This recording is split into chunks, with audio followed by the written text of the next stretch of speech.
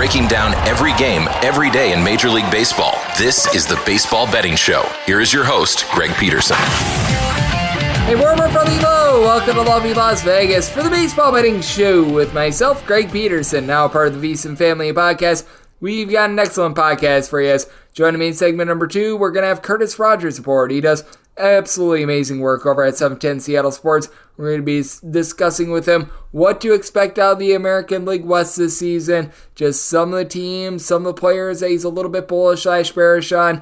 Take a look at what we're going to get with the Seattle Mariners as well. And then in the final segment, going to be giving you guys picks and analysis on every game on the betting board for this Baseball Monday as we touch them all and have a few day games today as well. So that's always nice. And if you do have a question, comment, segment idea, what have you for this podcast, you have one of two ways to be able to fire those in. First one is my Twitter/X timeline at GNN_D1. Keep in mind, letters EM, they mean does not matter. So as per usual, please do send these into the timeline. Other ways, find an Apple Podcast review. If you rate this podcast 5 stars, it is very much appreciated. From there, you're able to fire in whatever you'd like to hear on this podcast via that 5-star review. And really didn't get in any Twitter questions today. I think that more of these will be coming once the college basketball season is over because everyone wanted to obsess about the fouls/not fouls called on Zach Edey. But that said, we had a great day of baseball on Sunday. Let's take a look back at it. Try to find some trends and try to get to know these teams a little bit better. Games from yesterday is Greg buzzing about. Here is the rowdy recap. The top over team in baseball last season was the Atlanta Braves, and,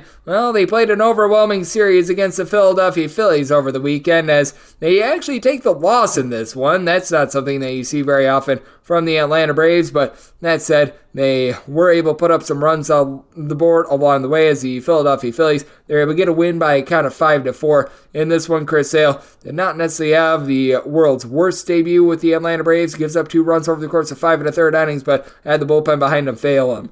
Aaron Bummer, who's been living up to his name recently, gives up 2 runs in an inning, and then Joey Jimenez, pair of outs out of the bullpen, he gives up a run before A.J. Minter supplies his scoreless inning. Now, for Sale, he did allow a home run to Kyle Schwarber. First home run of the season was a leadoff home run. From there, he settled down, and for Ranger Suarez, he allowed 3 runs in 5 innings, including a home run of his own. That came in the first inning off of the bat of Ozzie Albies, second home run of the season. From there, he settled down as Jeff Hoffman, Matt Strahm, Jose Alvarado, they all provided scoreless innings for Anthony Dominguez.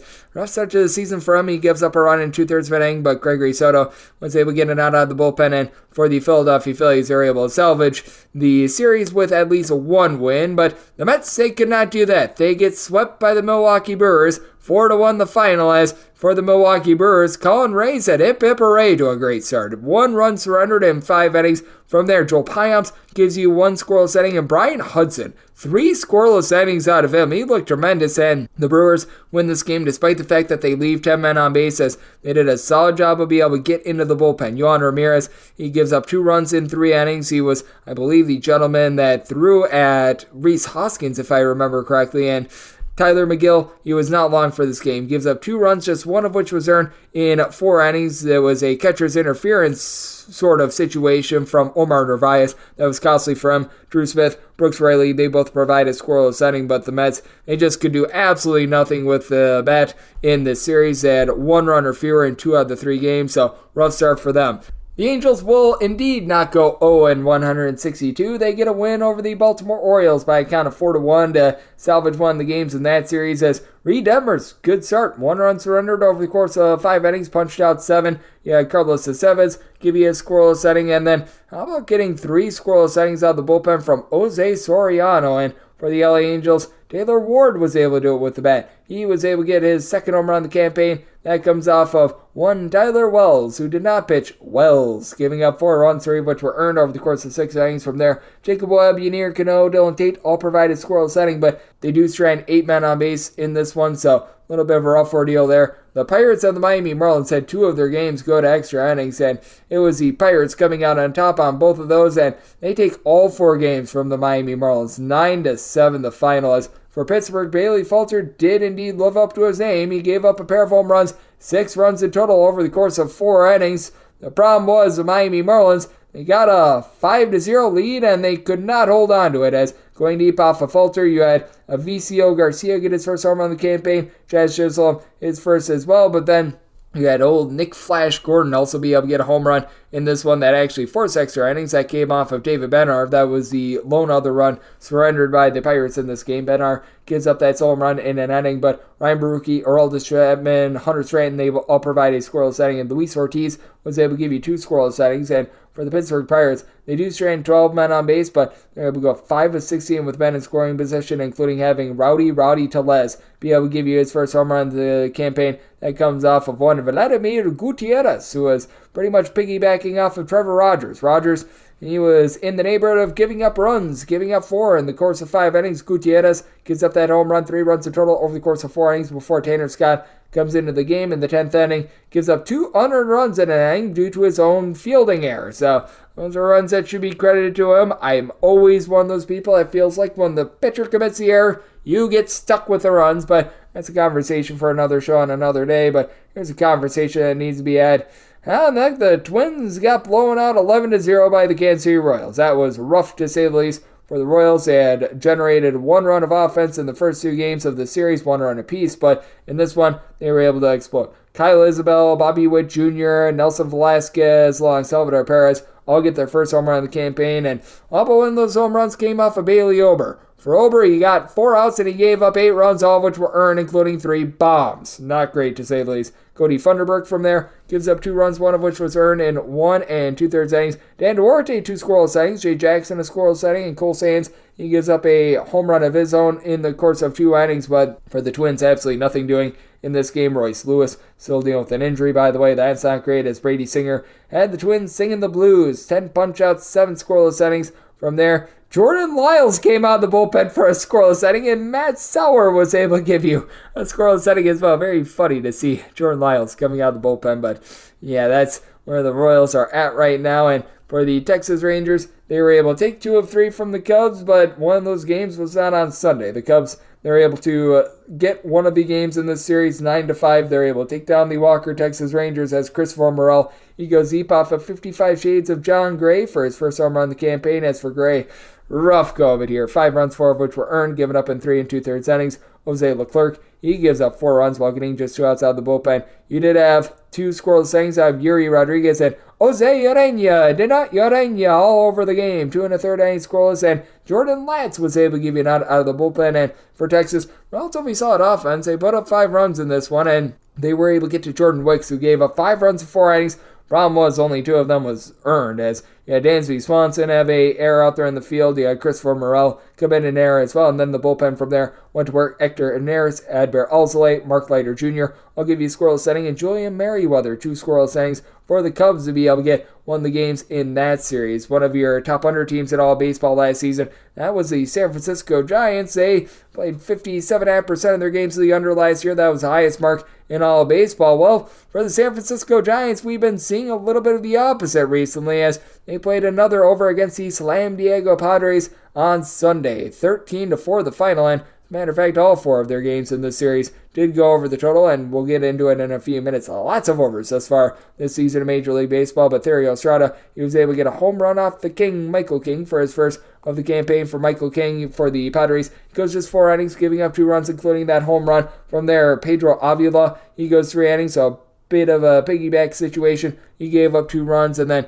you had Wandy Peralta supply a scoreless inning, and you also had a scoreless inning from Yuki Matsui. But for the San Diego Padres, they just completely tattooed the San Francisco Giants. 7 of 18 with men in scoring position. You had Dalton Jeffries get the start, and he was not long for this game, as he gives up home runs to Luis Campusano and Ah-Sung Kim, both of their first home runs of the campaign. And for Jeffries, he got 6 outs, and he gave up 9 runs, 5 of which were earned, including those 2 bombs. From there, you had to get 3 innings out of K-Wei Tang in his MLB debut, giving up 3 runs. Ryan Walker was able to give you a scoreless inning, and then you had to turn to the old position player towards the back half of the game, as Landon Ropp, he was able to give you a scoreless inning, and Tyler Fitzgerald, backup shortstop, was able to go for an inning. He gave up a run along the way, and I think he induced a double play, so shout out to him. And the Oakland A's, they will not go winless as well. 4-3, they're able to take down the Cleveland Guardians. A's towards back half of the season last year, getting a run and a half. They actually weren't the world's worst team in the world. This was their first cover on the run line, but that's it for the Cleveland Guardians. Carlos Cookie Carrasco does not look to be in prime form, giving up 3 runs in 5 innings. From there, Tim Aaron, Hunter Gaddis, they both lend a scoreless inning. Scott Barlow, he is charged with the losing run. He gives up a run and an inning as Eli Morgan tried to hold the runners on, was unable to do so. And for the Oakland AAAs, a relatively solid start out of Paul Blackburn. Walks the plank to 7 scoreless. Not just a solid start, a very good start, but bullpen tried to blow it on him. Danny Jimenez, scoreless inning, but Austin Adams, Lucas Hursedge. Between the two of them, they got an inning and they gave up 3 runs. So the Oakland A's bullpen, still one to not be trusted, but the Seattle Mariners, they are one to be trusted. Problem was the offense was not. 5-1. The Boston Red Sox are able to take down the Seattle Mariners. We'll talk more about the Seattle Mariners in the next segment with our good friend Cutris Rogers. But Garrett Whitlock, solid start. 8 punch-outs, 1 run surrendered over the course of 5 innings. Greg Weissert, a scoreless inning. You had Yoli Rodriguez get a pair of outs out of the bullpen. And then you had 7 outs for a save from Justin Slayton, scoreless. And for Boston, pair of home runs as you were able to get home run number 2 of the season off the bat of Tyler O'Neill. That comes off of Bryce Miller, and Miller also gives one up to Emmanuel Valdez, his first home run of the campaign for Miller. Did not have the start that he was looking for in this one. 4 runs surrendered over the course of 5 innings. Cody Bolton does give up a run and an inning, but Colin Sider, 2 scoreless innings.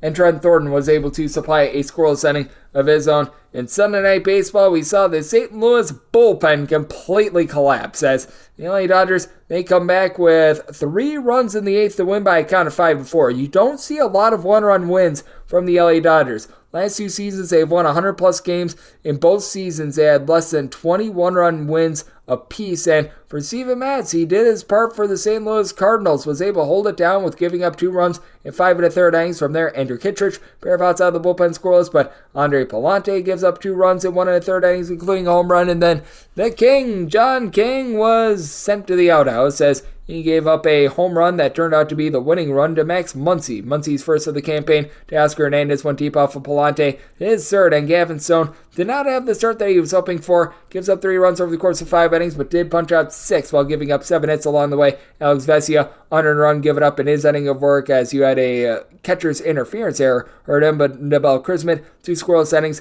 Danny Hudson, he's able to supply a scoreless inning as well. So they're able to get the job done out there, and also being able to get the job done, our DK Network Right pick of the under. We have not seen a lot of unders in baseball to begin the season, but you know what? We will gladly take this one. As for the Detroit Tigers, they go on the road, they get the job done against the Chicago White Sox 3-2, and for the Chicago White Sox, they start out 0-3. Can't say I'm necessarily too surprised. This team is going to stink on ice, but for the Chicago White Sox, Eric Fetty Wap, relatively solid start here, goes 4 2/3 innings, allows 2 runs. Now, both of those runs were via solo home runs, as going deep, you had Jason Rogers get his first home run season, and Kerry Carpenter his first. From there, the White Sox bullpen honestly did not do a bad job. You did have a run given up in 2/3 of an inning by Steven Wilson, but John Brebbia, Tim Hill, they combined for a scoreless inning. Michael Kopech, 1 2/3 innings, scoreless, 3 strikeouts along the way. Tanner Banks, a scoreless inning. And for the White Sox, pair of home runs of their own, as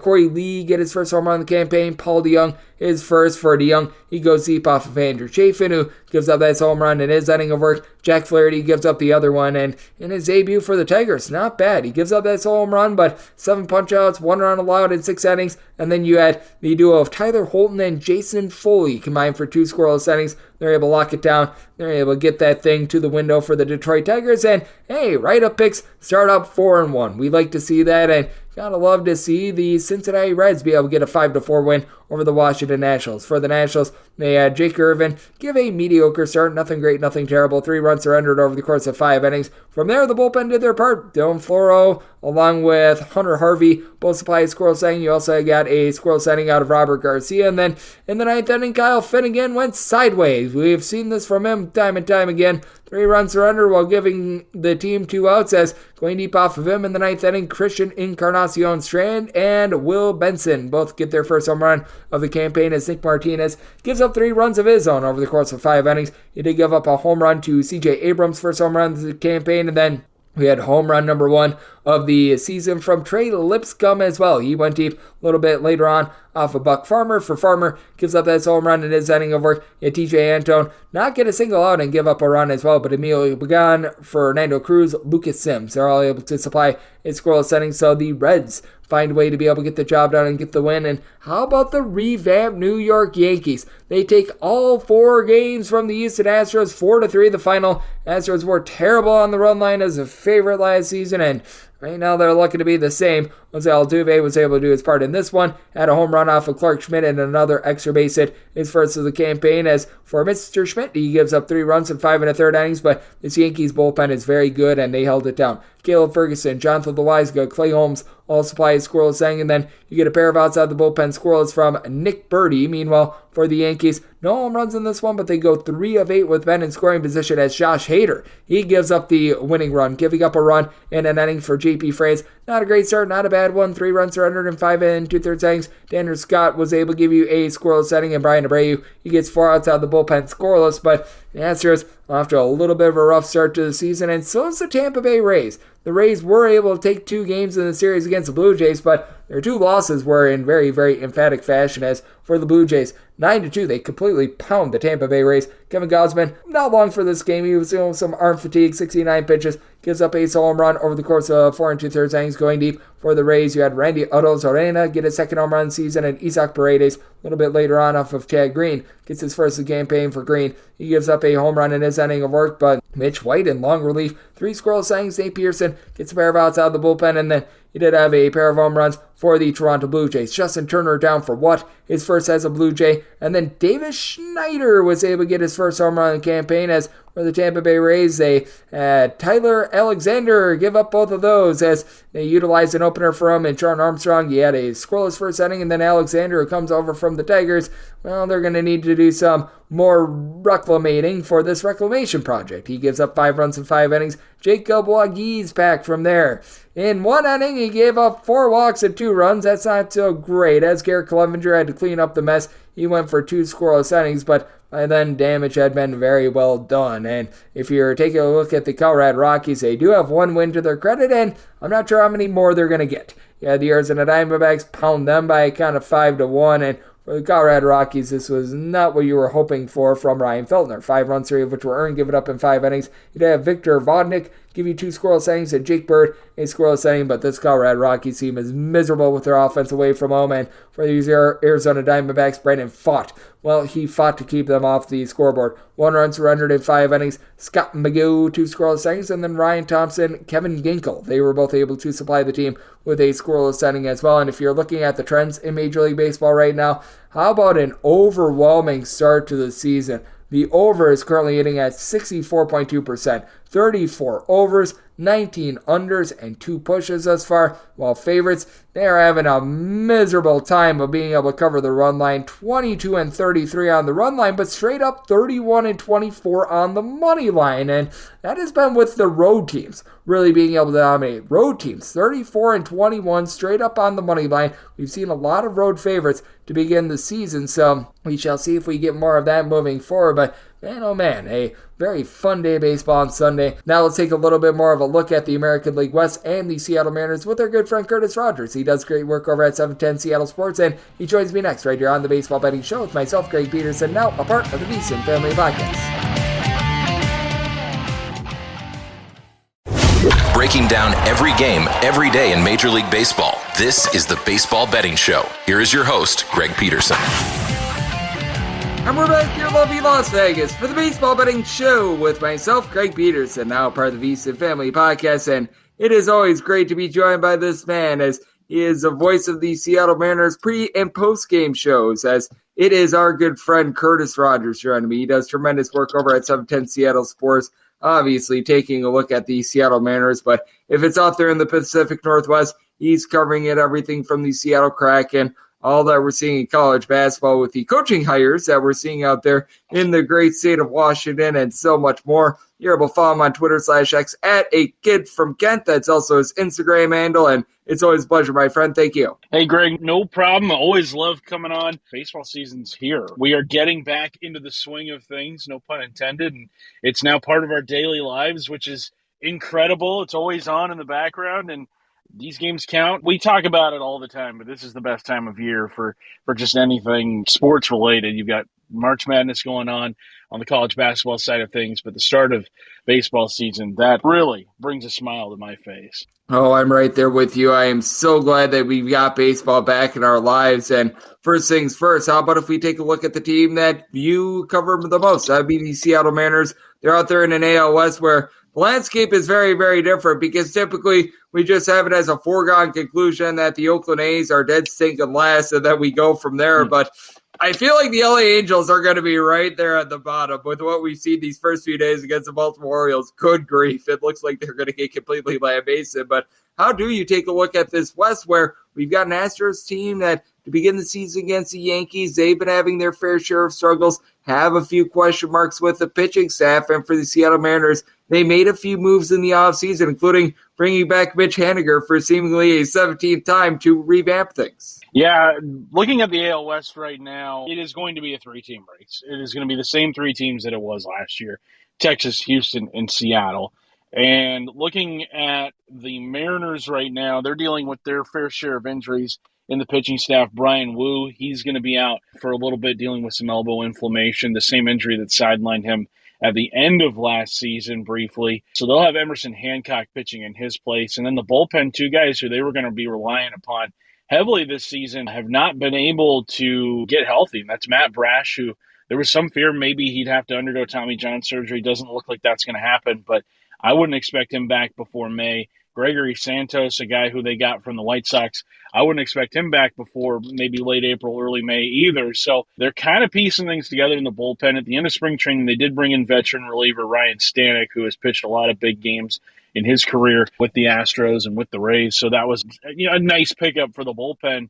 I'm looking at this Mariners team, though. I think what is going to decide it for them is that offense. Can they generate runs? And can they avoid the swing and miss like they did last season? You look up and down that roster a year ago, you had Teoscar Hernandez and Gino Suarez both striking out over 200 times during the season. Jared Kelnick struck out a bunch last year. All three of those guys are gone. Remains to be seen if the replacements that they got for those guys are an improvement or not. Offensively, the Mariners, that is going to be their big question mark. But I look at Texas, I look at Houston.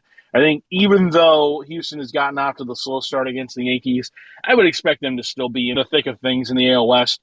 And looking at the Rangers, they didn't really need to go out and spend much this offseason because you're going to get a full year of Evan Carter and you're going to get a full year of Wyatt Langford, who you brought up from AAA, where he finished last season. So that's where their improvement is going to be. And then also they're going to end up getting Max Scherzer back at some point this season, maybe even Jacob deGrom. So I look at the Rangers. I don't think they really needed to go out and make a splashy move this offseason.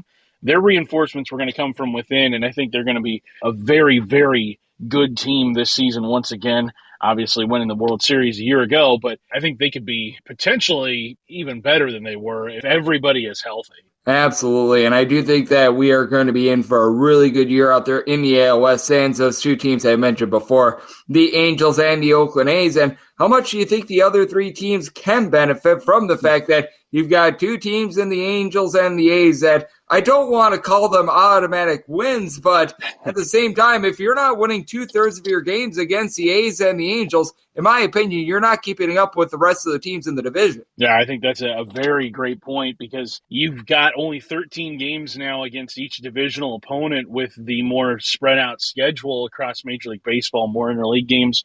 We saw this come into play last year where games against bottom feeding teams became must-wins in a way because the opportunities to play them were going to be few and far between as the season rolled along. The Mariners last season, I believe, went 12-1 against the Oakland A's, taking advantage of a team that was historically bad throughout last season. So, yeah, I think when you come across a team that is expected to be bad and is expected to not be competitive, you absolutely have to take advantage of it when the opportunity presents itself. The A's and the Angels are going to be at the bottom of this division.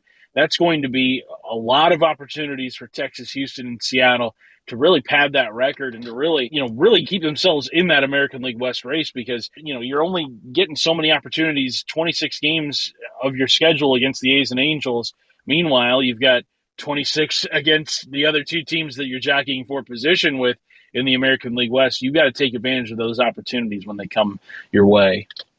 Absolutely, I do think so as well. And just watching these two teams in their first series, the Oakland A's against the Cleveland Guardians and the Angels versus the Baltimore Orioles, came into the season thinking it would be a long year for them. I have seen nothing to make me think otherwise. That's Cutris Rogers, who does great work over at 710 Seattle Sports, is joining me right here on the Baseball Betting Show. And just how do you take a look at the landscape of the American League? Because I do think that much of it is going to be running through the AL West, but I certainly do think that it is a much more open American League than the National League, because I look in the National League and you've got the Dodgers, you've got the Atlanta Braves, and then I think that it's a very big difference between those two teams and everyone else out there in the National League. Meanwhile, in the American League, we just mentioned it, those three teams in the AL West, I think that they're pretty tightly knit together, though all three teams, they do it in a little bit of a different way. I take a look at the AL East, and certainly I think that the Orioles are the best team in that division right now, but you put the three teams from the AL West against the Orioles, I think that you get a good series regardless of what combination you've got, and I just feel like there's more openness in general in the American League than the National League. I would agree with you on that, especially with how crazy the AL Central could get. I mean, does anybody want to win that division? I would imagine, last year it was so wide open. You had no idea who was going to win that division. And so you kind of get that sense this season. I know Cleveland last year, they were competitive, but it was just kind of like, well, somebody's got to do it. Minnesota, to me, is a team I think that could potentially make some noise in that division. Kansas City could also kind of surprise. I like Cole Reagans atop their rotation. He's kind of a dark horse Cy Young candidate for me. I really like that pickup that they made with him about a year ago. But looking at the AL East, Baltimore is the class of that division right now, and they're going to be atop that division for quite some time, especially considering the strength of that farm system that they have. I mean, they don't even have Jackson Holiday up yet, and he's going to be up probably in a matter of weeks, and they're going to be even better than what they are on paper. I love the addition of Corbin Burns, even if Corbin Burns may not be as dominant as he was a couple seasons ago when he was the National League Cy Young Award winner. I still think he is a number one guy in a rotation. And that's something that Baltimore was missing entirely last year, was that guy every fifth day who could go out there and give you 6-7 strong innings. It just wasn't in the cards for them last season. The biggest thing for me, though, with Baltimore is how do you replace the innings that were pitched by Felix Bautista last year? He's undergone Tommy John surgery. Probably won't see him at all this season. So how do you lock those games down at the very end of the games? You had Cano last year, and then he gave the ball to Bautista. That was a really good 1-2 punch for that bullpen at the end of the season. But right now, you don't have Bautista, so it's going to be a bit of a mystery as to how the Orioles are going to close out games. But I like them in the AL East right now. I like the Rays as well to be very competitive. I think the Yankees could very much threaten for a playoff spot this season. Obviously, the injury to Garrett Cole is going to be the biggest mystery with that team. We don't know when he's going to come back. We don't know how effective he'll be if he comes back. They're kind of living and dying right now with Garrett Cole's elbow. Yep, they certainly are. And when it comes to the Baltimore Orioles, they did sign Craig Kimbrell in the offseason, and I can't say that he's necessarily captain reliable. And so he's going to be a little bit of a venture, but I do think that they are going to be that dominant team out there in the AL East. But I do take a look at that entire AL East, and I do think that it's going to be a competitive division. You've had a chance to see the Boston Red Sox up close and in person last few days, as that's the first series of the season for the Seattle Mariners. They had to pull out that close 1-0 game on Friday where George Kirby looked absolutely tremendous. But I take a look at that entire division, and I don't necessarily see one truly weak link. A lot of people have the Boston Red Sox penciled in as that last team, and I wouldn't disagree. But at the same time, if the Boston Red Sox are your worst team in the division, I think that tells us that that's a division that, once again, is going to be relatively strong and is going to have a lot of competitive teams, but not necessarily one great team. Yeah, I don't see a team in that division winning fewer than probably like 77, 78 ball games. You put the Red Sox in the American League Central, they're probably fighting for a division crown. They're probably winning it, yeah. Yeah, exactly. That's how deep the American League East is right now and has been for the last couple of seasons. You could make a case for the Blue Jays, too. That's a team that we haven't talked about yet to potentially make the American League wild card. They've been a very competitive team over the last 4 to 5 seasons. They've got a young roster still. So, yeah, you could make the case for a lot of teams in the American League East, but I think it's just going to be a bloodbath watching those teams fight against each other every single day this season. I think the Orioles, though, just with the amount of young talent that they have adding Corbin Burnes, it's just going to be too much to deny them the American League East crown, especially coming off a 100-win season a year ago. I think this Orioles team is building something pretty special. And I mean, considering the amount of losing that they had to endure and also the ownership that they had to endure, now you're on the other end of it. They get the ownership change, too, on opening day. I mean, it must be really nice to be an Orioles fan right about now. I think that's the most hope that organization has had since maybe like the late 90s with the Cal Ripken, Eddie Murray, Brady Anderson years. Yeah, and they were able to get Corbin Burnes from the Milwaukee Brewers for the equivalent of DL Hall and an ice cream sandwich. So that was a great deal for them, being a Milwaukee Brewers fan. I'm a little bit salty about that. And hey, how about if we do take a look at what we're getting in the National League? Because I do think that it is going to be very fascinating to see what the teams not named the Braves and the LA Dodgers do, because I think that they are clearly the top two teams out there in that entire just National League. But I take a look at some of these other teams, like I'm very much shocked down on the Brewers, but it feels like there's a lot of younger upside teams, like the Pittsburgh Pirates are coming to mind for me, the Cincinnati Reds, just looking out there in the Central. You've got a few teams out there in the American League East, or in the National League East, I think are going to have some intrigue as well. Like if the Mets can find any sort of hitting whatsoever, that'd be terrific. But I just take a look at the National League outside those two teams, and I do feel like it's very much a mismatch with those teams, and it's just all about which team is able to develop their young talent best, in my opinion. Yeah, it's going to be interesting to see if there's a team like the Diamondbacks that kind of makes their way into the World Series as a surprise in the National League. And I mean, look, I really like what the Diamondbacks did this offseason, not just kind of sitting on their hands after making a surprise World Series appearance. They went out and spent money. They added a lot of payroll. I know they brought in a few guys. They extended Lourdes Gurriel, who was a huge contributor on that team last year. I really like what they did. If there's a team, I think, that is going to challenge the Braves and challenge the Dodgers for National League supremacy, I feel like the Phillies are probably the safest bet. I mean, they're just 2 years removed from a World Series appearance of their own. They've got a really good thing going there in Philadelphia. Yeah, if we're looking at a team maybe not in that realm, I really like you pointing out the Cincinnati Reds. They're a team that has undergone a full facelift over the last couple of years. The Mariners have made numerous trades with them, taking advantage of the fire sale that was going on in Cincinnati, you know, with mixed results. I think Luis Castillo has been a smashing success here in Seattle. Gino Suarez had a good run here in Seattle before he was dealt this offseason. And then Jesse Winker was an absolute failure. You know, speaking to a Brewers fan, I know you can attest to Jesse Winker and how miserable he has been the last couple of seasons with a bat in his hand. But yeah, I think Cincinnati is an interesting team to watch. I think they've got a lot of good pieces. Maybe not a ton of great pieces, but definitely good pieces. We don't know yet what Ellie De La Cruz can be as an everyday player. Last year came up, had some pretty spectacular moments. The stat sheet kind of left a little bit to be desired. You look at like Spencer Steer. I know TJ Friedel is going to be out for a little bit. Jake Fraley gave them some really good at-bats. I think Christian Encarnacion-Strand is going to give them some power at first base. So much so that they said goodbye to a franchise icon in Joey Votto. So this Reds team, I think, should be a very improved team from what they've been the last couple of seasons. And I think they're taking some good strides. Obviously, they're never going to be a team that spends huge on the free agent market or makes a big acquisition via trade. But I really like what they've done. The big question mark, though, I know they were going to be reliant heavily upon Noelvi Marte. He got suspended 80 games prior to the season, so we won't see him till the season's second half. That's going to be a big blow. He's one of their top bats in that farm system, so hopefully when he comes back, he can contribute. That means that there will be no Marte Parte to begin the season for the Cincinnati Reds, but it is always a party when we get you aboard, Curtis. You do such an amazing job taking a look at this great game of baseball that we all know and love and covering everything out there in the Pacific Northwest. So love to get people at know it's all on tap for you and how people are able to follow along on social media and other platforms. Yeah, follow along on Twitter and Instagram at A Kid From Kent this week. We've got coming up on Thursday a new edition of Mariners Extra Innings where we will preview their first road trip, which begins in Milwaukee against the Milwaukee Brewers. Will commence on Thursday. It'll download probably around 9 p.m. Pacific time for those who are interested, and plenty of Mariners coverage going on.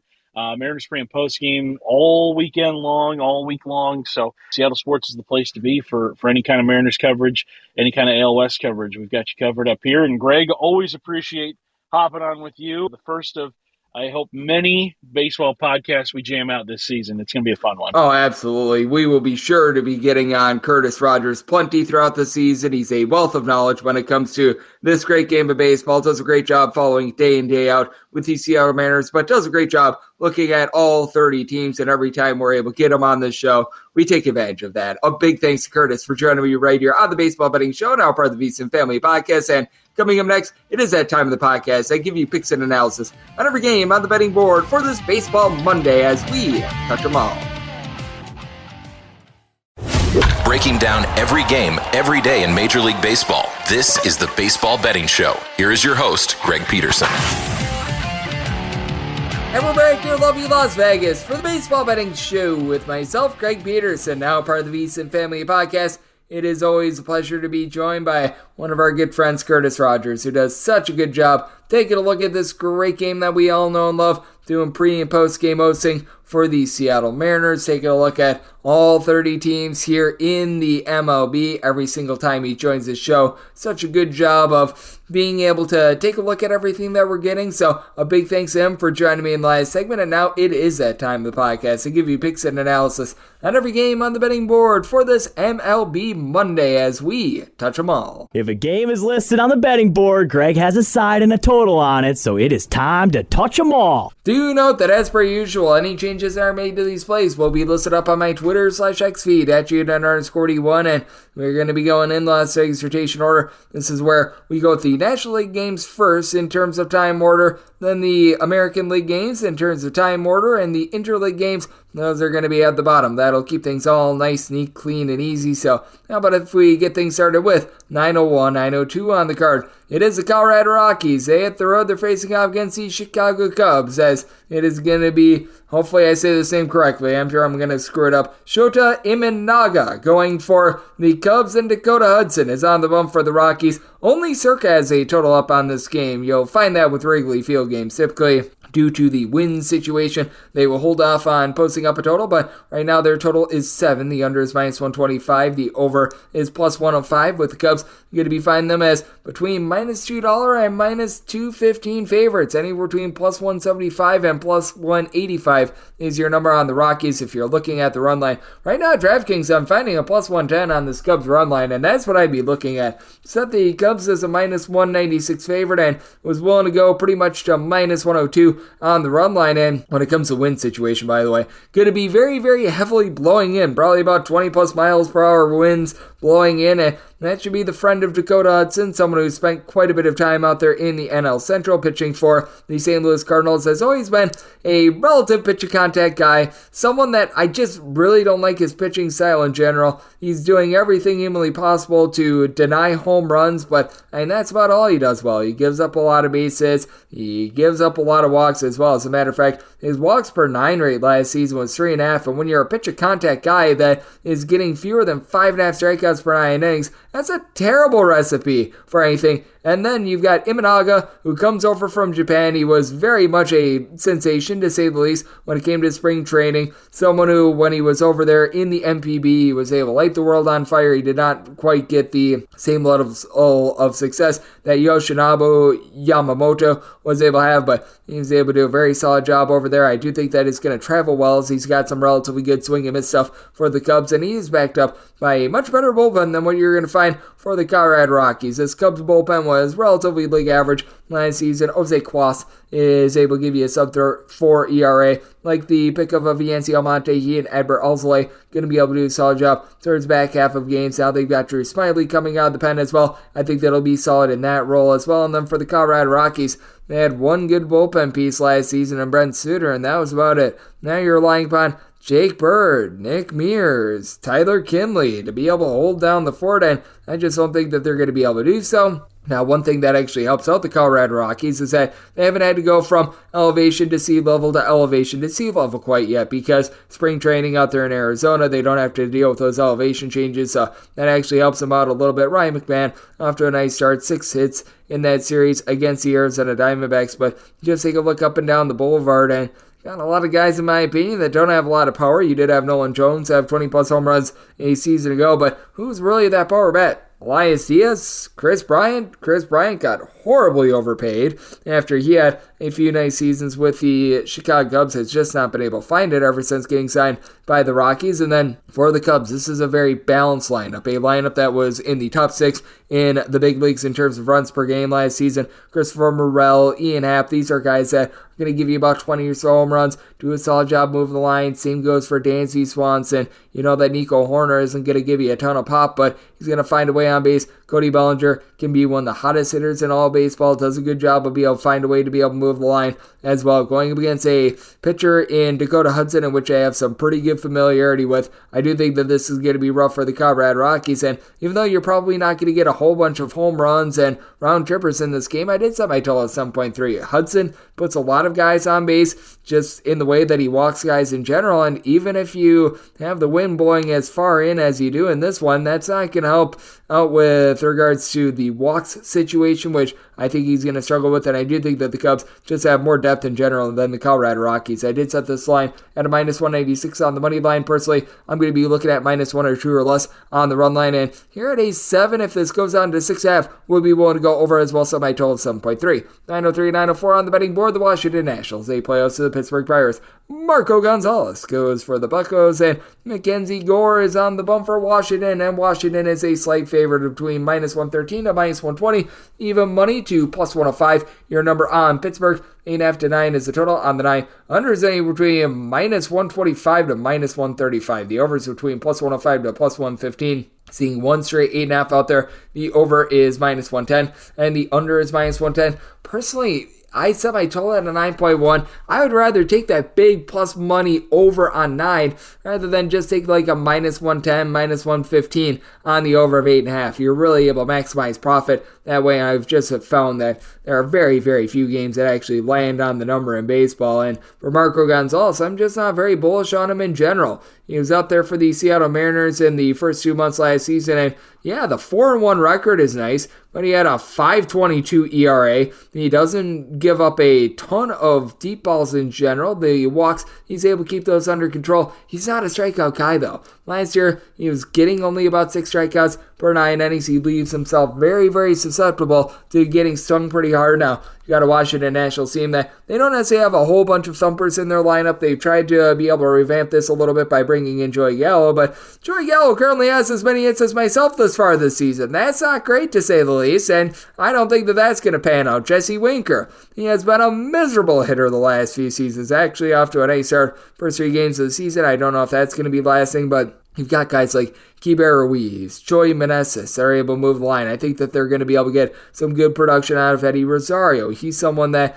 a season ago with the Atlanta Braves, he was able to find a way to be able to get on base. He's got functional power, not amazing, but he was able to go out for 21 bombs a season ago. And then you take a look at this Pittsburgh Pirates lineup, and it's been one of the best in all baseball to start out this season. I don't know if they're going to be averaging north of 6 runs per game moving forward, but you do have guys that are able to find a way to get on base. Brian Hayes, Brian Reynolds are certainly that, and Reynolds is a guy that gives you both on base and power. He had north of 20 home runs a season ago. Jack Swinitsky is a little bit of an all-or-nothing hitter, and you need Oneil Cruz to be someone that's able to be consistent, and through the first series of the season, he had a home run. He was able to give you a 438 on base. So far, so good. Want to see a little bit more of that moving forward, and Henry Davis might be the guy that's behind the learning curve a little bit of a rough series from and last year in general when he was called up to the big leagues. He didn't necessarily seem overly ready, but for the Buccos, they are going to be able to back up Marco Gonzalez with a better bullpen. I like what Ryan Baruchi brings to the table. He, David Bednar,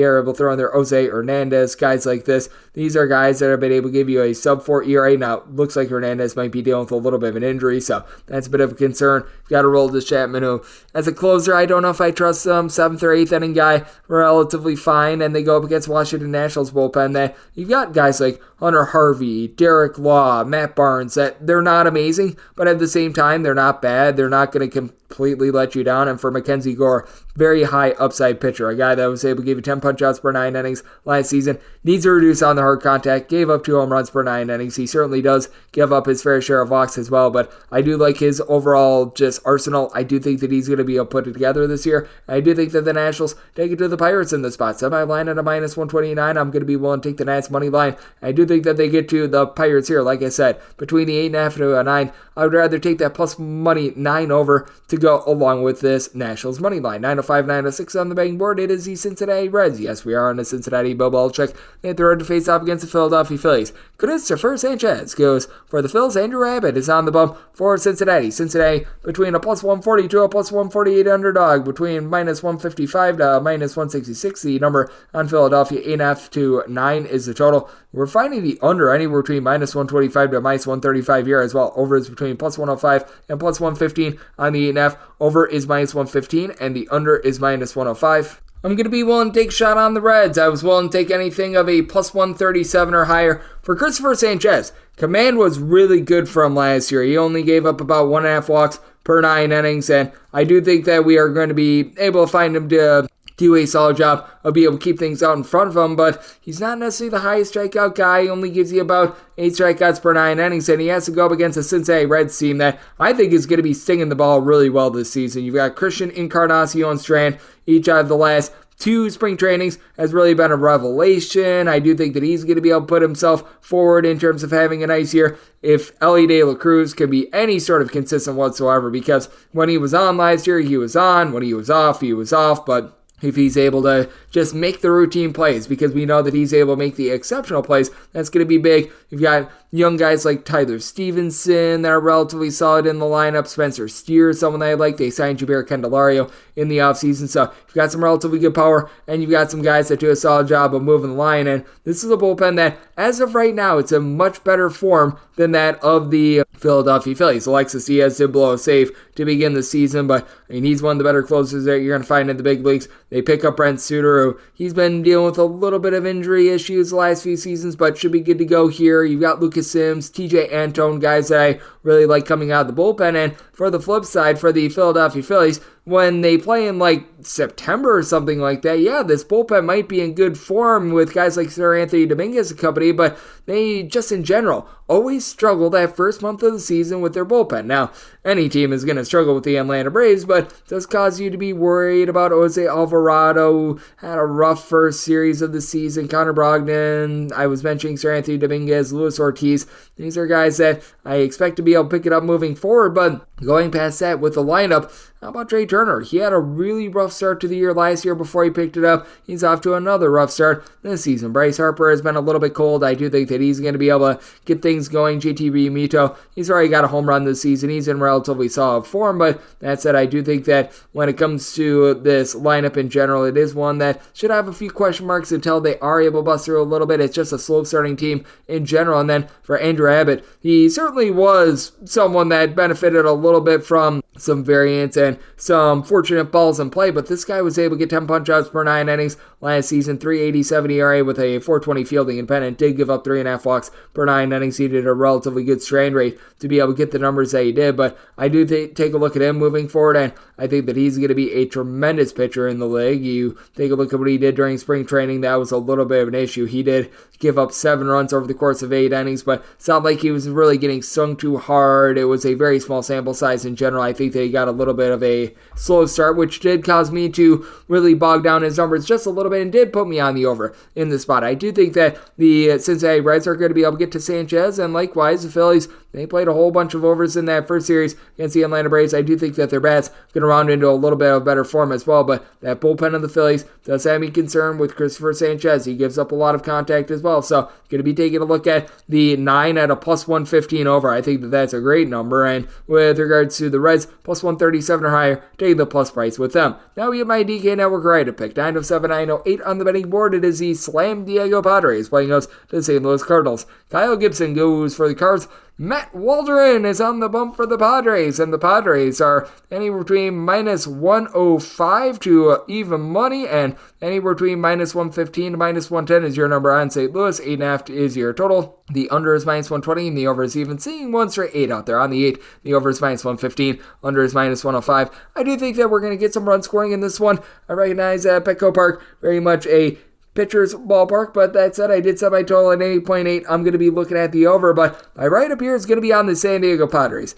I've identified this last few seasons, and it wasn't as demonstrative last season, but I do think that it's going to be quite demonstrative this year. These teams that play on Sunday Night Baseball, they try to bounce back on Monday, and they just always do seem to struggle. I believe that their win rate coming off of Sunday Night Baseball is darn near like 42% in the last few seasons, and you got a up there in years pitcher in Kyle Gibson, who last year he was able to put together a season which he delivered 15 wins. He's just someone that I think is going to get hit a bit harder this year. Last year gave up 1.1 home runs per 9 innings, and he didn't do anything bad. He didn't do anything great. He had a 4.73 ERA with closer to about a 4.10 fielding independent, giving up about 2.6 walks per 9 innings, 7.4 strikeouts per 9. But if you looked at him in spring training, he had made 4 appearances at an ERA well north of 7, gave up 5 home runs in 15 innings, and Waldron, he looked really good during the spring. Finally got a taste of MLB baseball during the season last year, made 6 total starts, 8 appearances, and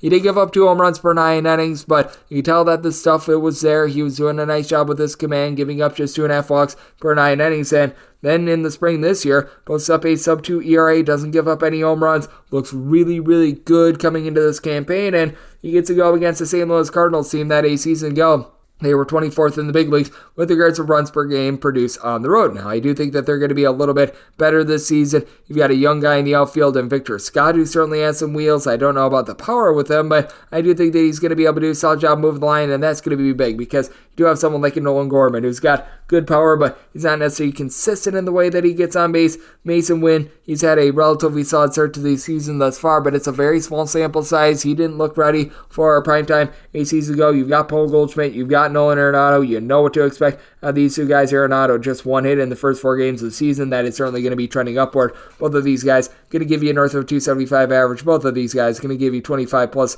home runs. But for the San Diego Padres, even with Juan Soto being out of the fold, you still have Fernando Tatis Jr. You still got Manny Machado, a pair of guys with good power, find a way to be able to get on base, and now the catcher spot is no longer an albatross. Last season, they were utilizing so many guys that just weren't panning out in general. Like Gary Sanchez was seeing a bunch of reps. You had Austin Nola, guys like this that just couldn't find a way on base. Luis Campusano, it's a small 6-game sample size, but sitting at 391. Last season, he was probably their most consistent hitting catcher. I do think that he's going to continue that moving forward. Jake Cronenworth, after a brutal year last year, he looks to be a bit better, and for the San Diego Padres, just in general, they played better than their record indicated last season. If you look at their Pythagorean win/loss, they should have been more like a 90-win team. They got unlucky with men in scoring position, and it's going to be a little bit tougher for them in the bullpen, not having Josh Hader out there, and you did see Tom Cosgrove in the first series of the season have his struggles, but he had a sub-3.3 ERA last season. You bring in Wandy Peralta, who was tremendous in the Yankees bullpen. Robert Suarez,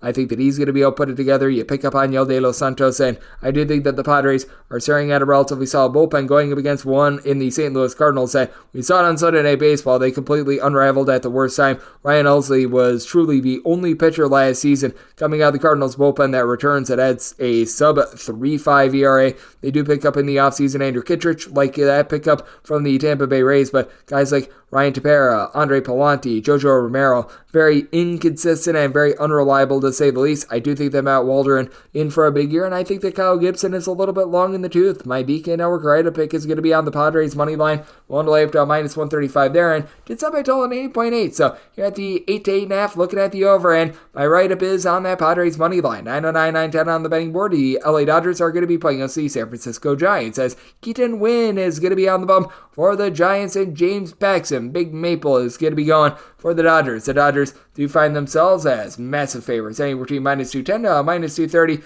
Plus 185 to plus 195 is your number on San Francisco. 8 to 8.5 is the total. On the 8, over is between minus 115 to a minus 125. The under is between minus 105 to a plus 105. On the 8.5, over and under anywhere between minus 105 to a minus 115. And I did set my total at 9.2. Whether you've got an 8 or an 8.5, I'm going to be taking a look at the over, and I'm going to be willing to bank on Keaton Wynn here. I was willing to take anything of a plus 175 or higher. James Paxton had a little bit of a renaissance here last season, but I do have to wonder how consistent he's going to be after he was shut down towards back half of the season last year, was only able to make 19 starts, and he gave up the deep ball. 1.7 home runs surrendered per 9 innings. Swing and miss stuff still clearly there, but now he's up there in years. He's 35 years old. he had his struggles just at inopportune times. And for Keaton Winn, I look at him as being a little bit of a high upside guy. There was a 50-50 split for the Giants utilizing an opener for him / him starting. He did give up about 1.25 home runs per 9 innings, but the command is really good. Only about 1.7 walks per 9 innings, and he is backed up by a relatively solid bullpen. You've got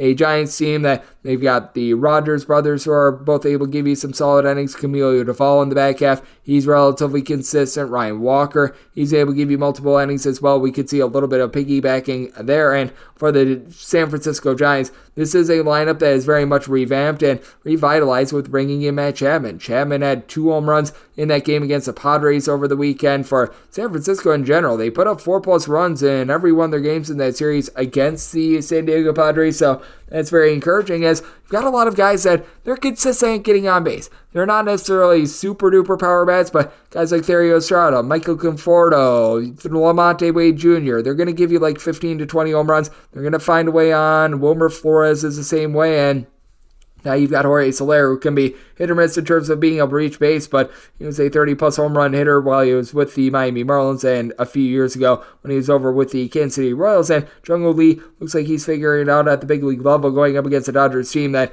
this team has been able to put up 5+ runs in, I believe, all but one of their games thus far this season. Shohei Ohtani seems to be a little bit distracted by everything that's happening off the field. Slow start for him thus far, no home runs, and has been providing about a 3-10 on base, but everyone else is picking up the slack.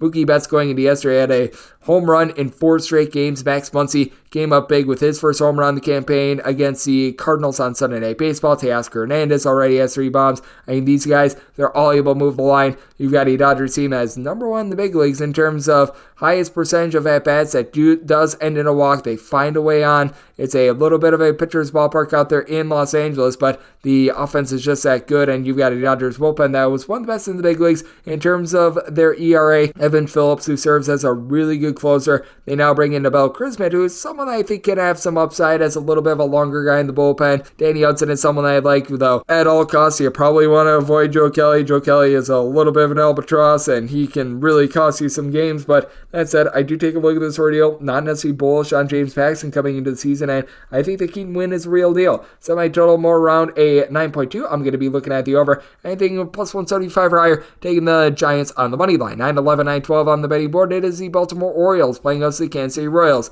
Michael Wacha, and hopefully we don't have to utilize the dying Pac-Man voice for him, because when he gets lit up, it's Michael Wacha, Wacha, Wacha, Wacha, Wacha. He is going to be going for the Royals, and Dean Kramer is on the bump for the home-standing Baltimore Orioles. Orioles anywhere between -143 to -162 favorites, anywhere between +130 and +140 is that number on Kansas City. 8.5 is the total. The under is between -110 to a -120. The over is anywhere between even and -110. And for the Royals, I needed at least a +147 to be able to take a shot there, and I'm seeing the -143 at circa. I'm going to be willing to lay that money line. We are seeing that run line in a lot of places, more around about a +140 or so. I was willing to take anything of a +135 or higher, but I would rather just stick with that money line. That's a really good price that we're seeing at circa, and that's the way that I'm going to ride with this one with Dean Kramer.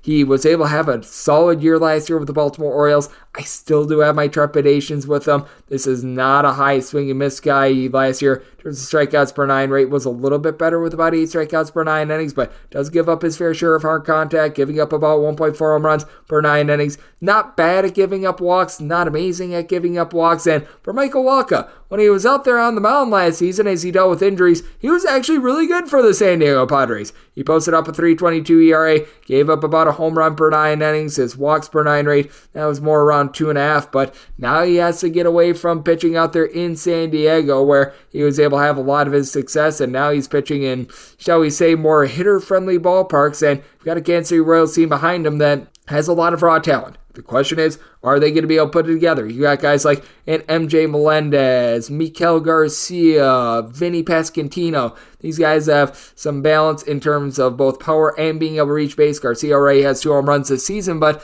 they just do not seem to have put it together quite yet. You've got a guy in Bobby Witt Jr. who, towards the second half of the season, was one of the better hitters in all baseball. He's picking up right where he left off. North of 1,000 slugging percentage in that first series of the season. He was very good on that front, but Hunter Renfroe, what are you going to be able to get out of him? Nelson Velasquez is someone I like, but he seemed to be a little bit of an all-or-nothing hitter towards the back half of the season. And for the Baltimore Baltimore Orioles. They're not necessarily going to lead the league in average. They're not necessarily going to lead the league in power. They just find ways to be able to generate runs, though. I wish I could put it any other way, but you've got great balance with regards to this lineup. Like Gunnar Henderson, Ryan Mountcastle, Adley Rutschman. These are all guys that are probably not going to hit for north of 30 home runs. Mountcastle might, but they all find a way on base. They all do a solid job of giving you power when needed. You're able to have Ryan O'Hearn be sort of a utility guy / someone that is able to come in to be able to just be a situational bat. You've got a lot of these guys. You're able to have good platooning with this team. Anthony Santander, if you're looking at a main power source, that'd be him. He's able to give you 30 home runs. And for the Orioles, they are going to be missing Felix Bautista in that bullpen, but it is still a solid bullpen. You pick up Craig Kimbrell, and that's a guy that I want to avoid, but Danny Colum, Yanir Cano, these are guys that had a sub-2.75 ERA last season. Dylan Tate, he missed all of last season 2 years ago. He was very reliable. I like Jacob Webb in the bullpen, and this is a Royals bullpen that is just quite frankly terrible. James MacArthur, I have no faith in him whatsoever. They signed Nick Anderson. They signed Will Smith. These are veterans that aren't very good. John Schreiber is actually someone that I like, but all in all, I do think that the Orioles should be able to do a solid job in this ordeal. Kramer, I don't necessarily think is on line with Waka, but I think that the Orioles have the lineup advantage and certainly the bullpen advantage, which is why I'm going to be willing to lay the money line here and avoid that run line. Did set my total at an 8.8 as well. I do think that the Royals bullpen unravels here, so looking at the over and the Orioles on the money line. 913, 914 on the betting board. It is the Tampa Bay Rays. They playoffs to the Texas Rangers. For the Walker Texas Rangers, Dane Dunning looks to get her Dunning, and Ryan Pepiot is on the bump for the Rays. The Rays are between minus 117 to minus 125 favorites, and between plus 102 to plus 111 is your number on the Rangers. 8.5 is the total, under is minus 115, and the over is minus 105. With the Rays, I'm going to be willing to ride with them on the money line. I set their line at a minus 122, so we're pretty much at the max buy point in a lot of spots. Seeing that minus 117 is pretty juicy in my opinion. Going to be willing to roll with that, as Ryan Pepiot, towards back half of the season last year, was really able to put it together. Had some struggles in 2022 with the LA Dodgers, but was able to put together a really nice year last year. 2.14 ERA, granted it was a little bit charmed. He had a 4.18 fielding independent. He had 8 strikeouts, so 1.1 walks per 9 innings. I think that his command got a whole heck of a lot better last year. I don't know if he's going to be able to quite match that, but you tell that he was able to do a rock solid job of being able to improve himself, and in spring training he had more like a 4.66 ERA. His walks, he was able to keep those down. He was getting some relatively good swings and misses, was giving up a little bit of hard contact. I think that his ERA is going to be a little bit better than 4.66, but I think that we're somewhere between A and B. I don't think that he's going to be north of a 5 ERA. Don't think we're going to be seeing that sub 3 ERA like we saw last season as well, but goes up against someone in Dane Dunning who actually improved quite a bit on the road last season. In his first 2 seasons in Texas, his home ERA was about 2 points lower than his road ERA. Last year, his road ERA was a full point lower than his home ERA, and he's been able to do a nice job of being able to mitigate arm contact, giving up just 1 home run per 9 innings last year, and he did a better job of not walking as many guys, only about 3 walks per 9 innings, but towards the beginning part of his career, he was a okay swing and miss guy, just 7.3 strikeouts per 9 innings a season ago, and he did have about a 4.27 fielding independent compared to a 3.70 ERA, and he's backed up by a Texas Rangers bullpen that it is improved with bringing in David Roberts, Kirby Yates, but that said, I do still look at it and it's got some issues. You've got Isaiah Clerk, who's a relatively solid reliever, but Josh Shaboris and guys like this are a little bit of a question mark. They fortunately are away from Chris Stratton and Will Smith getting jiggy with it, but for the Tampa Bay Rays, this is just a factory at being able to have great bullpen pieces. Pete Fairbanks, he's a pretty dominant closer. You've got the likes of a Jason Adam. I really like what you're able to get as well out of even someone like Garrett Clevenger, Sean Armstrong, the opener from yesterday. These are guys that are very rock solid there. And for the Tampa Bay Rays, you're probably not going to have that one guy that is going to have just a impressive home run total. You take a look at last season, and Isaac Paredes, he put up 31 home runs, but at the same time, you were able to have pretty much 6 different guys give you at least 19 home runs. I think that you're going to be seeing much of the same this season, as Brandon Lau is someone that does a nice job of being able to put bat to ball. Josh Lowe is someone that I do like. Randy Arozarena, got to figure that he's good for about a 270 or so, 360 on base and 20 plus home runs. Jose Siri, if he can do a better job of being able to find a way on base, he's going to be a valuable bat for this team as well. And then for the Texas Rangers, this is one of the most fearsome lineups in the big leagues. They don't don't quite generate the same amount of runs that they do when they are at home. When they're away from home, they were averaging north of 5.8 runs per game at home last season, more like 5.1 runs per game on the road, and their power numbers did slip quite a bit when they're away from home, but you still have a lot of guys that they do a solid job moving the line, not necessarily striking out too much. You've got one of the best hitters in all of baseball, and Corey Seager, who had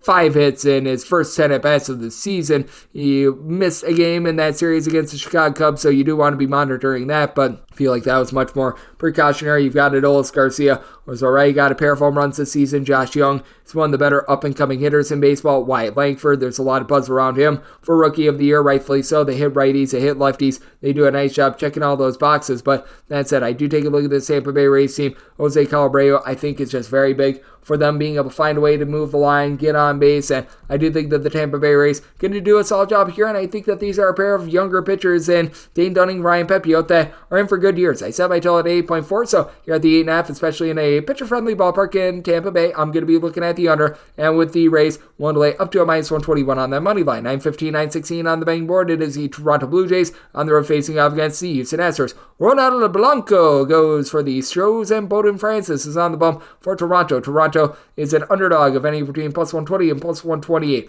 Meanwhile, with Houston, they're between a minus 135 to a minus 142 favorite. Sign is the total over and under anywhere between minus 105 to a minus 115. And for the Astros, made them a minus 145 favorite. I'm going to be willing to take them on the money line. Very strange to see the Astros at 0-4, and this Astros bunch does have a lot of guys that they typically do struggle coming out of the gates. Alex Bregman, he always has a rough first month of the season. I don't know how or why, but always happens to him. Yordan Alvarez is a little bit cold to start the season. He can be a little bit hit or miss towards the beginning part of the season along Chas McCormick. You know that Jose Altuve is going to come out there. He's going to rip the ball. He's already been able to do a solid job of that thus far this season, but for the Astros, just 2 home runs in that series against the Yankees. I do think that that's going to be improving in this series. So I actually liked what I saw out of Bowden Francis last season. He had a .173 ERA. Now, fielding independent was closer to about 4 as he gave up 5 home runs in 36 and a third innings, but command is relatively solid. He's able to get nearly 9 punch-outs per 9 innings. A lot of that was in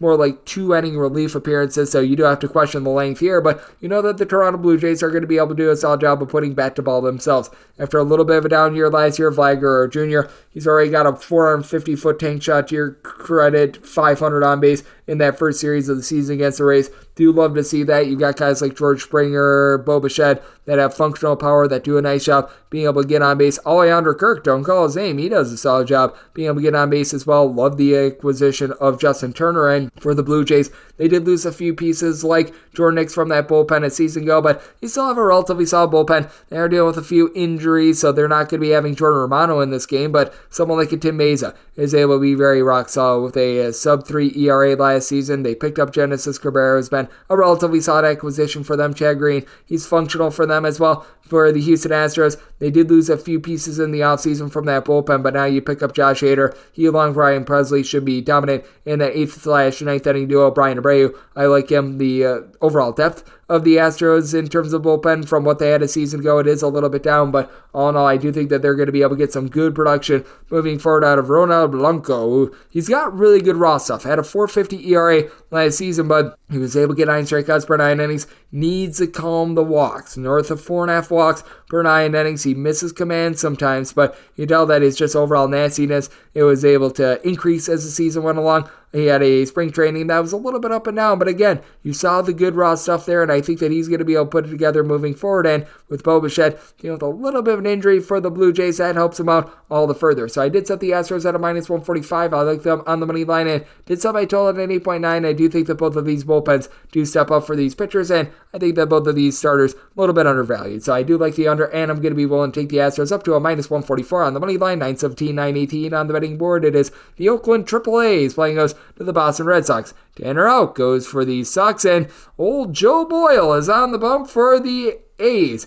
Boyle rules, except for on the money line, as they're between plus 118 to plus 126 with Mr. Boyle out there, anywhere between minus 132 to minus 142. Your number on Boston. 8 is your total, over and under, anywhere between minus 105 to a minus 115. And When it comes to the Red Sox, set them at a minus 140. So right now I'm seeing a minus 132 at circa. I'd be certainly willing to lay that, willing to go up to a minus 139 here for a bunch in Boston that has Rafael Devers, one of the most dominant hitters in all of baseball. And for the Red Sox, they do have some big-time home and road splits. Last season, they hit about 35 points better when they were at home rather than away from home. And they've got a few questionable bats in the lineup. Jarren Duran, Trevor Story, Tristan Casas, they all struggled in that first series. Casas had north of a 4-arm base back out of the season last year. Jarren Duran really put it together when he was at home. Away from home, had his issues. And for Trevor Story, it's been a few years since we've seen him be a functional, starting, everyday baseball player, and I don't know if we're going to be getting that moving forward, but love the Tyler O'Neill acquisition. Had a pair of home runs in that first series of the season. I think that he's going to be able to give you quite a bit moving forward. Masataka Yoshida doesn't necessarily hit for power, but does a good job of being able to move the line. And for the Oakland A's, this team was the most miserable offense at home last season. As a matter of fact, they had the fewest runs per game of any team in all baseball, and players not named J.D. Davis currently have 0 home runs for them. J.D. Davis, nice acquisition, had a nice first series of the season against the Cleveland Guardians, but outside of him, what else are you going to be able to get? Ryan Noda did have a 350 on base last season, but doesn't hit for a lot of power, doesn't necessarily give you hits in general, just finds a way to be able to draw some walks. Nick Allen is someone that last season was able to give you a few okay at-bats, but he's not necessarily consistent in terms of being able to get on base. J.J. Bleday is a little bit of an upside guy along Zach Galoff, but they both have had their struggles to begin the season as well. And then for the Oakland A's, this is not some sort of a just dominant bullpen. Danny Jimenez, he's able to do a nice job towards the back half of games, but who's going to be getting him the ball? You've got guys like Austin Adams, TJ McFarland, guys that maybe had like one solid year in the big leagues, but past that, they just have not really been able to execute throughout their careers. And for Tanner Houck, I actually do like his overall game. He had a 5 ERA a season ago. You can tell that he was one of the more unlucky pitchers in all of baseball. He got about 8.5 strikeouts per 9 innings, was giving up in that neighborhood about 1.2 to 1.3 home runs per 9 innings, but I do think that Tanner Houck is going to be able to put it together moving forward, and I do think that with his fielding independent, much better than his ERA, that's an indicator that, hey, you know what, we could expect a little bit of a bounce back this season. He had more like a 4.18 ERA when he was away from home last season, and I do think that he's going to take it to an Oakland A's team that has a guy in Joe Boyle that I actually do think is going to be solid moving forward, but what is his command going to be like? In spring training, he was giving up well north of 5 walks per 9 innings, and when he was in the Cincinnati Reds organization in their minor league system, he didn't have a single year where he gave up fewer than 6 walks per 9 innings. Swing and miss stuff is amazing. In his 3 years at the minor league level, north of 12.5 strikeouts per 9 innings, and in his 3-start sample size last year with Oakland, he did get that down to about 3 walks per 9 innings, but I just can't make too much out of a 3-start sample size. I do think that he's going to be able to keep the Red Sox hitters off guard, but I just fear that he's going to knock himself out of this game very early, and then you have a bullpen for the Oakland A's that quite frankly stinks. So I did set my line at a minus 140, taking the Red Sox on the money line, and did set my total at 8.3. Here at the 8, I'm going to be looking at the overs. I do think that we get a lot of bullpen use in general to go along with the Red Sox money line. 919, 920 on the betting board. The Cleveland Guardians hit the road face-off against the Seattle Mariners. You've got Emerson Hancock on the bump for the Mariners, and Tristan McKenzie is on the bump for Cleveland. Cleveland is a slight favorite to a slight underdog. Anywhere between minus 103 to minus 115 is your price on them. For Seattle, going to be finding them anywhere between about even money to minus 110, and your total on this game, it is 8. The over is anywhere between even money and minus 110. Meanwhile, the under that is anywhere between minus 110 to a minus 120, and I'm going to be willing to roll with the Mariners. Set them as a minus 113 favorite, so do like them on this rather pick-em line. For Emerson Hancock, he had a few relatively okay starts last season, only a 3-start sample size, but gave up 1 home run in 12 innings, didn't give up a whole heck of a lot of walks. Not necessarily a massive swing and miss guy, but all in all, I do think that he's someone that has quite a bit of upside, and I think that Tristan McKenzie is a nice upside pick as well. He only made 4 starts last season. It was very much touch and go. He got out there towards the back half of the season, but for Tristan McKenzie, you look at what he was able to do 2 seasons ago when he was fully healthy during that 2022 campaign. 2.96 ERA, was getting 9 strikeouts, fewer than 2.2 walks per 9 innings, did a nice job mitigating hard contact, and he's going to be in one of the more pitcher-friendly ballparks in all baseball in Seattle. Now, that's going to be hurting this Cleveland Guardians lineup that just frankly doesn't have a lot of guys that hit the deep ball. Jose Ramirez had north of 20 home runs last season, and Bo Naylor, if he's able to get some solid at-bats, might be able to give you a little bit of something, but I mean, these are guys that have guys like Andres Gimenez, Ramirez, who I mentioned before, Stephen Kwan. They had a 275 or higher in that year in 2022 when they made the postseason. Last year, they really just pooped out. Will Brandon has been very inconsistent with his bat. You're going to need Brian Rocio to be able to find a way to be able to move the line, and then for the Seattle Mariners, despite the fact that they lose guys like Eugenio Suarez, they've got the better lineup in my opinion. Big dumper Cal Raleigh, he's able to give you some good power, and they pick up Mitch Garver as well, so they're able to really interchange these two catchers. Both of them are able for some power, are able to move the line, especially Mitch Garver in terms of finding a way on base. J.P. Crawford, not a tremendous power bat, but someone that is able to find a way to be able to move the line. They pick up Mitch Haniger, who every time he's put on a Seattle Mariners uniform, he's been relatively solid. I like Julio Rodriguez's game as well. I think that he's going to be a shining star this season, and for the Mariners, they just manufacture good bullpen pitching in general. You got guys like Taylor Sacato, Trent Thornton, who were very good for the team last season. They no longer have Penn Murphy in the fold, but if Ryan Stanek can get back to what he was 2 seasons ago when he was posting up an ERA of a 1.15, that'll be massive for this team. And you've got a Cleveland Guardians team that they've got one of the better bullpens in the big leagues themselves. Emmanuel Clase, James Karinchak, that's a great 8th and 9th inning duo for this bunch. You've also got Scott Barlow, who's able to do a relatively solid job as well. I think that Karinchak probably going to be out of the fold for this game, but you still have someone like Tim Aaron. He really struggled last season, but I do like him as a little bit of an upside guy this season along with Eli Morgan. So I do think that both of these pitchers are going to go out there, give you a relatively solid start. I set my line at a 7.6 in terms of the total. I like it under. And with the Mariners, set them as a slight minus 113 favorite. So one to lay up to minus 112 on this Mariners money line to go along with the under. 921, 922 on the betting board. The Atlanta Braves are on the road facing off against the Chicago White Sox. Chris Flexen goes for the Sox. Charlie Morton is on the bump for Atlanta. Atlanta, a very sizable favorite. You're going to be getting them anywhere between minus 215 to minus 235. Anywhere between plus 185 and plus $2 is your number on the Southsiders. 9 is the total, over and under, anywhere between minus 105 to minus 115. And you're going to be laying between minus 130 to minus 135 on that Braves run line. And I set my run line more around to minus 150. I'm going to be willing to lay that run line. This Atlanta Braves team is just so beastly in terms of their offense. The only way this game goes under is if the Chicago White Sox don't do their part with regards to hitting, and I actually do think that that is going to be the case, but you just take a look at this Atlanta Braves lineup, like Austin Riley, Marcell Ozuna, Ozzie Albies, Ronald Acuna Jr., all guys that had 25-plus home runs last season. They get Adam Duvall back in the fold. He's a good power bat. Matt Olson had 50-plus home runs last year, and darn near all these guys hit north of a 260 as well. Like, you've got good righty and lefty splits with all these guys. Orlando Arcia is off to a relatively solid start to the season. There is not a weak link on this team, and for Chris Flexen, well, he has a weak link. Now, getting away from Colorado should be able to help him out. He had a 6.86 ERA last season. When he came over from the KBO in 2021 for the Seattle Mariners, wasn't too bad, but last 2 years have been big giant stinkers as he's never been a good swing and miss guy. Last year, he was able to get about 6.5 or so strikeouts per 9 innings, and the big key for him is that knowing that he's not going to be a high strikeout guy, he needs to work on the walks, which were north of 3 per 9 innings, gave up over 2 home runs per 9 innings, and Chicago sometimes can play very favorably, sometimes not so much, and it's unfavorable for the White Sox. The fact that they have no idea how to draw walks whatsoever, dead last in the big leagues last year in terms of walks drawn on a per at-bat basis.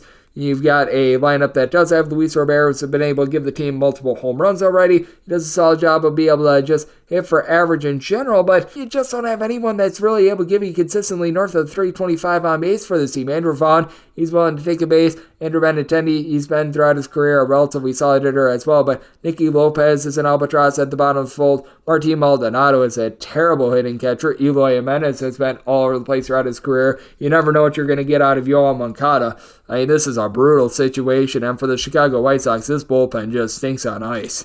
You're looking at guys like Davy Garcia, Tim Hill trying to come in and hold down the fort, and, well, they wouldn't be able to hold down a tent with duct tape. So it's not necessarily too terrific to say the least. You've got Steven Wilson who might be able to give you a few solid innings, but they lose their top bullpen pieces from a season ago, and I do like this Atlanta Braves bullpen. Ever since they picked up Pierce Johnson about a year or so ago in a Braves uniform, a sub-150 ERA, now they've got Tyler Madzik, AJ Minter firing all cylinders after they were banged up last season. Jesse Chavez is a very good long option for the team. Aaron Bummer might be a little bit of a bummer, but all in all, really do like this bullpen with Rossio Iglesias closing out games, and I do think that Charlie Morton going to be able to hold down the fort in this ordeal. It's a pitcher in Charlie Morton who does have some pretty extreme home run road splits throughout the entirety of his career, and he's bounced around quite a bit, but even last year, he was still able to get north of 10 strikeouts per 9 innings, kept the ball in the yard, was giving up just 0.8 home runs per 9 innings, needs to do a good job, be able to mitigate walks, gave up 4.5 walks per 9 innings, but against the Chicago White Sox team, it's a perfect matchup because they'll swing at anything. So I did set the Braves at a minus 150 on the run line,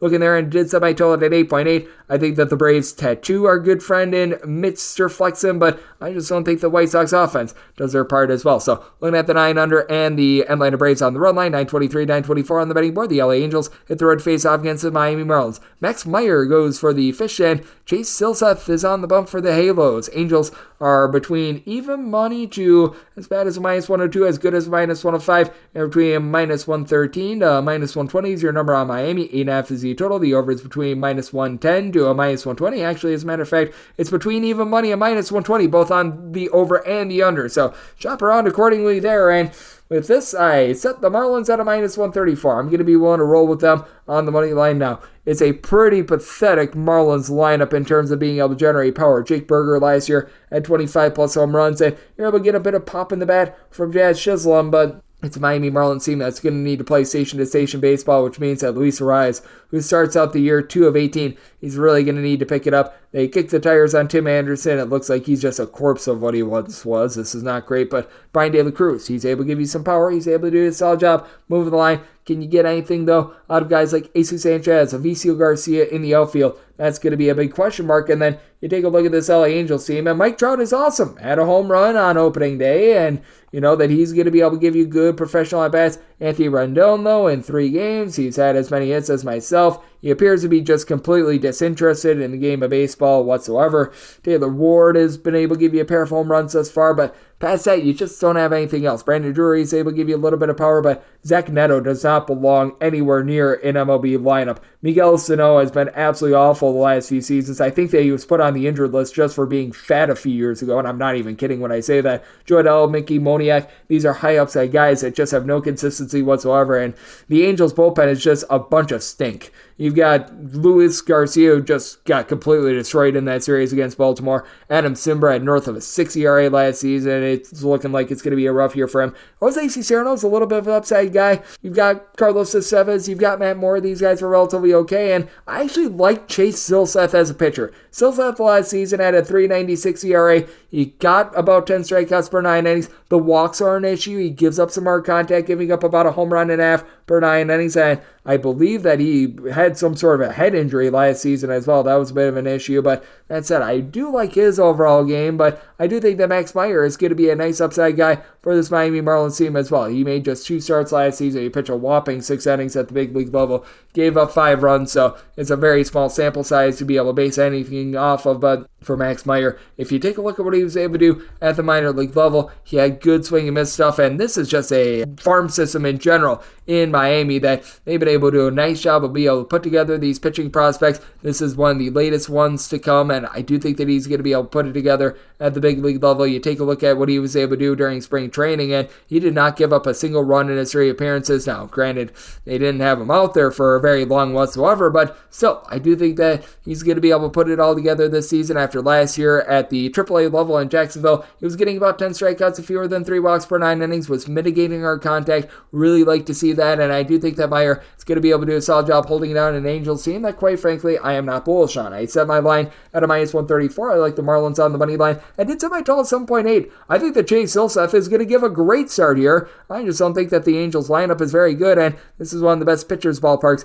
in all baseball. I do think that the Marlins bullpen as well going to be able to step up in a relatively big way. They do lose a few pieces from last year, but got Uskar Blazobin, who's able to give you sub-4 ERA, not having A.J. Puck in the bullpen. That's a little bit rough, but Tanner Scott is relatively trustworthy, and George Soriano, a really good long guy as well. So I do like the under, and I do like the Marlins on the money line, willing to lay up to a minus 133 there, 925, 926 on the betting board. The Detroit Tigers hit the road face-off against the New York Mets. Sean Manaea goes for the Mets, and Reese Olson is on the bump for the Tigers. The Tigers find themselves as plus 110 to plus 118 underdogs, anywhere between minus 125 to minus 130. That number on the Mets, 7.5 to 8 is the total on the 8. Under is between minus 105 to minus 120. The over is anywhere between even money and minus 115 on the 7.5. Over is minus 115, and the under is minus 105. And I did set my total at 7.6. Seeing mostly 8s out there, I'm going to be taking a look at the under, and it's a circumstance where I do like the plus price with the Detroit Tigers. I needed at least a plus 113 to be able to take a shot on them. With Reese Olson last season, he was able to do a pretty solid job for the Detroit Tigers, a team that has just so much young talent in general. It is a team that I want to be buying in on a little bit. And for Olson, he had a relatively solid spring training. His swing and miss stuff appeared to be up after last season. He was still getting about 9 strikeouts and fewer than 3 walks per 9 innings. He had about a 4 ERA and a 4 fielding independent. He got exactly what he deserved. He was able to put things together relatively well. And I do think that even though he does need to learn to be a little bit more consistent towards back half of the season, he was wearing down just a touch. All in all, I think that the upside with Reese Olson is very bright. Meanwhile, for Sean Manaea, he just had a nightmarish first month and a half or so of the season for the San Francisco Giants, and he was able to put it together. Now, the question is, in longer spurts, is Sean Manaea going to be the Sean Manaea that we all know and love from back when he was with the Oakland A's, back when he was able to get that no-hitter on his ledger? Because back in the day, he was able to do a very, very solid job, and he was looked at as a big-time pitching prospect, but ever since that season, ever since he was with the Oakland A's in general, has really been a bit of a disappointment, and he is going to be backed up by a relatively okay bullpen for the New York Mets. I would be overselling it if I called it amazing or anything like that, but now you've got Edwin Diaz back in the fold. That'll help them out. Drew Smith is someone that's able to give you some relatively solid innings along with the likes of Adam Ottavino. They pick up Jake Diekman, who is able to have a career revitalization with the Tampa Bay Rays, and then on the flip side, we got a Detroit Tigers team that they're a functional bullpen. They don't really have any guy that is going to go out there and light the world on fire, but got a lot of guys that they just give you like a 3.5 or so ERA. Shelby Miller was really good with the LA Dodgers a season ago. Tyler Holton, Will Vest, Andrew Chafin. These are all guys that are able to do a solid job of holding down the fort. Now the question is for the Tigers, a bottom 5 offense in baseball last year in terms of run creation. Are they going to be able to upgrade that? As you've got Kerry Carpenter, who he towards back half of the season last year was someone that was able to come to the forefront. Already has a home run to his credit this season. Spencer Torkelson, he put together a 25-plus home run season last year, and after a really miserable start to the season, he had a nice back half of the campaign as well. So that's something that you're able to look to and you're able to feel very encouraged about. But now they have to go up against someone in Sean Manaea that it does feel like he was able to get his confidence and his swagger back really ever since the middle of May last season. Again, do have my question marks in terms of the length that he's going to be able to provide and some of the just spark in general that you're going to be able to get. But you do take a look at this Mets lineup, and that's probably the biggest albatross to them in this one, as they just did not put together any runs whatsoever in that series against the Milwaukee Brewers. You did have Pete Alonso hit a nice home run in that series against the Milwaukee Brewers, but Starling Marte, he's relatively solid at moving the line, is able to give you a little bit of power, but Francisco Lindor has been incredibly inconsistent. Brandon Nimmo has seen a bit of a drop-off in his production. Francisco Alvarez actually had a really nice series against the Brewers, but is he going to be able to do that moving forward? Harrison Bader, can he be consistent for one, and for two, can he actually stay out there on the field as well? And I do think that it's a rough circumstance here for the New York Mets. I just don't know if Sean Manaea is going to be able to put together a lot of 5+ inning starts that are going to be rock solid, as he was good in short bursts last season. When you needed him to go deep, he just was not able to do so. And I do think that for the New York Mets. Just moving forward, it's a team that I don't really want too much of a part of because I do think that this offense is going to struggle, especially with a Tigers just overall rotation that I think is good. I like Reese Olson and the Tigers here. Was willing to take a plus 113 or higher with them and did something I told 7.6. So here at the 8, looking at the under, and I'm going to be looking at that Tigers money line and wrap things up with 927, 928 on the betting board. The Arizona Diamondbacks play out to the New York Yankees. Luis Eel goes for the Yankees and Ryan Nelson is on the bump for the Diamondbacks. The Diamondbacks do find themselves as slight underdogs, anywhere between plus 105 to plus 114. Meanwhile, between minus 120 to minus 125, your price on the Yankees sends the total over and under between minus 105 to minus 115. And I did set my total at 9.2. I like the under. Now with Ryan Nelson, very strange splits last season. He had an ERA that was north of 7.75 at home and a sub 3.75 road ERA. I do think that that's going to iron out this year. I do think that that was a little bit of just an oddity in general for Ryan Nelson. He had a rough start to the year last year, and he was very up and down, to say the least, but I could sense that he was starting to put it together towards the month of September. He gave up 2 runs or fewer in 3 out of his last 4 appearances, so that was something that was pretty encouraging for Nelson. He's not necessarily like a strikeout maestro or anything like that. He only got about 6 punch-outs per 9 innings, but does a solid job not giving up a whole bunch of walks. It's just all about, can he mitigate the hard contact? And for the New York Yankees, really good series out there against the Houston Astros. Want to see a little bit more from some of these young guys, like Oswaldo Cabrera was amazing in that last series. Is that a little bit of a flash in the pan, or is that something that's going to be real? Like, heck, Aaron Judge, he only had 2 hits in that series against the Houston Astros, and they swept him. Juan Soto, he looks to be an amazing pickup through 1 series. It's only 1 series, but that was tremendous. Anthony Volpe, after he was a bit of a disappointment last season, he's really taken some strides forward. And even Giancarlo Stanton,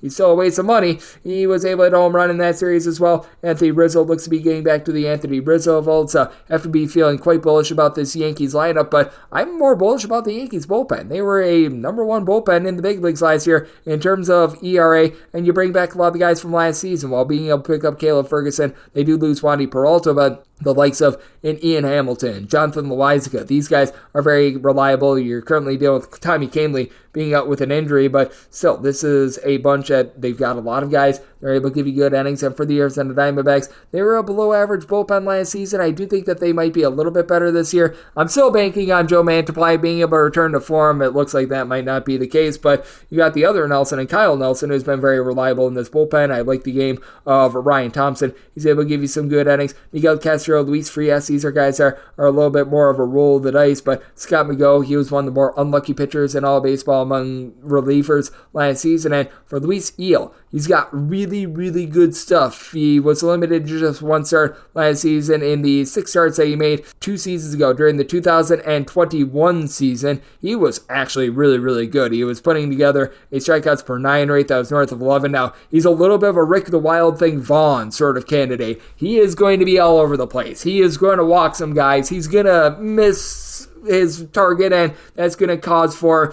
some hard contact in general, but he can get guys out, so I do think that there is some upside here, and I do think that that's going to keep the Arizona Diamondbacks a little bit off kilter in this one, as I do think that you're going to be able to have a big season moving forward out of Corbin Carroll. Corbin Carroll, first series of the season, was a little bit silent, but I like what he's able to bring to the table. Christian Walker last year, he was able to slug out 30-plus home runs. He's already got 2. Now, granted, it was against the Colorado Rockies, and you had Lourdes Gurriel pound 3 bombs in that series because the Rockies just suck. But that said, with the Arizona Diamondbacks, do like this lineup, especially with them picking up Eugenio Suarez. I do think that Alek Thomas has a little bit of upside, but I feel like the 10 total is just a little bit too far. I expect a bounce back from Ryan Nelson. I do think that Luis Eel, coupled with that bullpen, is going to be able to hold down the Diamondbacks, but in the end, I do think that the Diamondbacks get the job done. I'm banking on a better season year from Ryan Nelson, and I did set the Diamondbacks at a minus 114. So, looking at Diamondbacks money line, and I do like this 10 under, and that'll wrap things up for the Monday edition of the Baseball Betting Show, now part of the VSiN family of podcasts.